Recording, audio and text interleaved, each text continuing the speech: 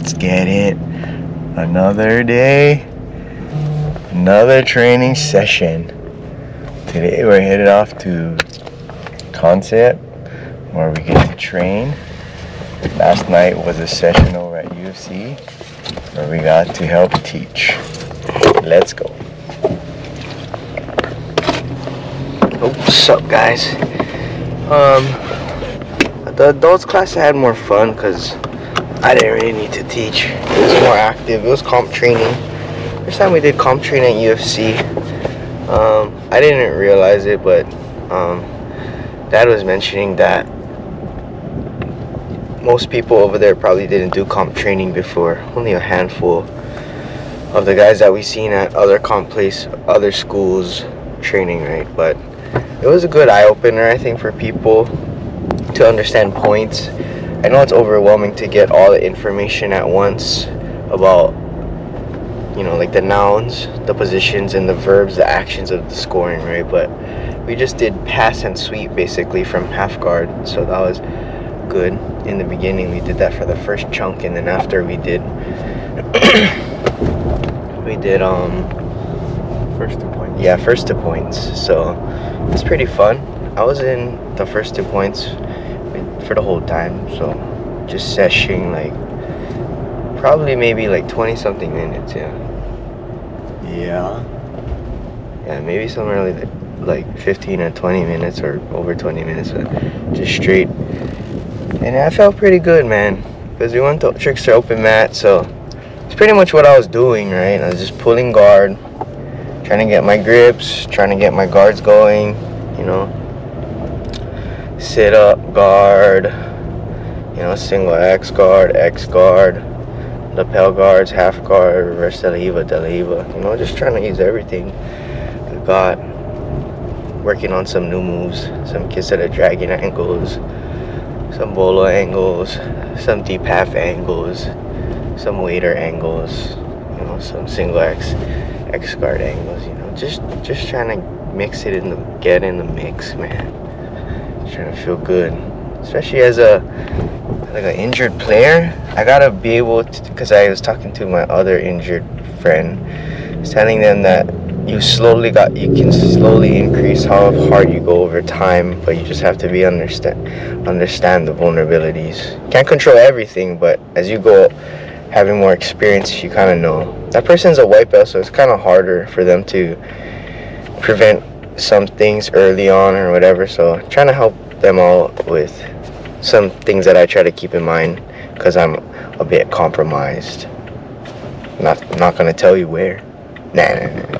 Yeah, I was talking to her too, because she got hurt again recently, so I was kind of asking her what happened and, you know, what she was doing. So same thing, right? I kind of told her.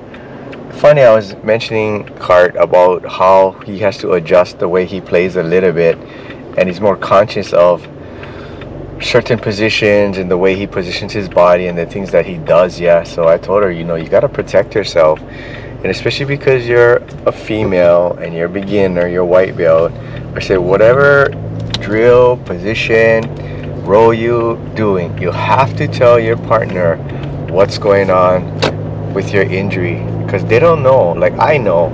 So of course I'm not going to do things that will worsen her injury or make her injury reoccur, but not everybody knows, and she cannot assume that everybody will know it. So I told her, you know, you got to avoid certain positions, certain guards, and if you play a guard, the way you should, you know, position yourself to protect yourself, right? A lot of times people don't even think about that. I'll just do jiu-jitsu, and then they're moving and forget, and then they expose the injured area, and then boom, they're hurt again. Yeah, and then you're out for 2 weeks, 4 weeks, 6 weeks, whatever, right? So it's kind of bad. But anyway, so it's kind of funny, right? So last night's class, like Cart said, was Chris was kind of introducing the ideas of like how do you score points, and it was a comp class, but not really to the level that we've seen it or taken it to at other schools, right? Because again, we have a lot of beginners, people that don't compete, they're just fresh, right? So I was watching, because for the half guard drill he kind of broke it up by a little bit by skill set. So the higher belts went together, and then the lower belts went together, right? But when it came to the first 2 points and stand up, it was like a free for all. He just said, okay, first 8 get in, and then people just come in and take whoever, right? So fucking Cart was on the fucking warpath, right? He was just wrecking everybody. Fucking nobody had a chance, bro. They were like freaking 30 seconds and they were done, right? I mean, I was kind of watching it, so I said, all right. Not that I think I could have won, but at least I have a general idea of what I need to do to at least try to slow him down a little bit. I couldn't take him out, but I made him work for it a little bit more than other people. Like, I didn't really just want to jump in, but he was open, and then like nobody was making eye contact, and he was kind of like holding his hand like, I'm open. So I said, all right. So I think I went in about 2 or 3 times. So that's kind of a push. Of course, I was 0 to 100, right? I didn't do any warm-ups, I didn't do any technique, and I just jumped in. So kind of happy I didn't strain anything or get you know, not hurt, but like, you know, never warmed up, right? So you don't ever want to try to do something like that. Then at the end of the night, you know, we have this other guy that he's been training for a while. I think I may have talked about him before. He's been training for a while. He actually was a coach, not a jiu-jitsu coach at UFC. So, you know, he's not a weak guy. He's not small, but he's getting up there to test for his blue belt pretty soon. So I told him, can I give you one tip? He goes, what's that? I go, yeah, you gotta dial it back.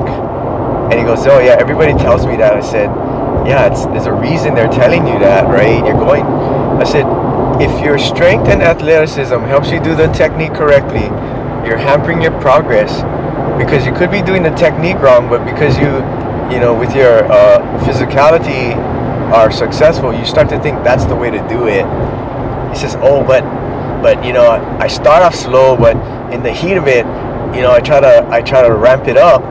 He goes, oh, what should I do? I said, just think about what would I do, little me do, right? Gotta use technique, dial it back. I said, you know, it's such a common theme with people about telling them it's practice, dude. It's learning. It's not winning, right? Who gives a crap about how many people you submit or who passes your guard? It doesn't matter. It doesn't matter. It's all about learning and helping other people progress as well. Yeah. So I'll get off my rant on that one. But yeah, think about it, guys. If that's you know, take a good hard look at yourself. Maybe your jiu-jitsu is not progressing because you're in a rut. You're just overpowering people, and you know, can't really progress against guys your size or bigger. I was telling Kari, we were lucky. We were small from the start, so we had no chance to overpower people. We had to start to learn how to play different techniques and guards and stuff. Yeah. What do you think, Kari? It's pretty accurate. Yeah. So I got tonight, and then I got Wednesday, and then I'm gonna fly out. So probably not gonna be training for a while, but maybe give my body and my mind a chance to recuperate, get recharged, and come back strong when I get back.